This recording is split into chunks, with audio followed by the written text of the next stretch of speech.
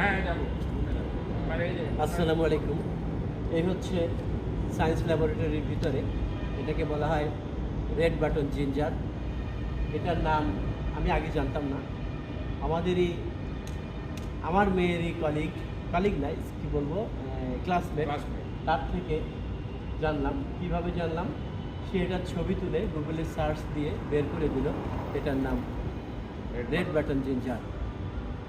এটা কিভাবে কি খায় নাকি তাও আমরা জানি না। জিঞ্জার মানে তো আদা খায়, অর্নামেন্টাল। আচ্ছা, জাস্ট সৌন্দর্য বৃদ্ধির জন্য এখানে দেওয়া, এখানে লাগিয়েছে। কিছু মারাও গেছে দেখছি, কিন্তু আমি যখন আসলাম এখানে তখন আমি দেখেছি মৌমাছি এখানে ঘোরাঘুরি করছে, অর্থাৎ এখান থেকে মৌমাছি মধু আহরণ করছে। ধন্যবাদ সবাইকে।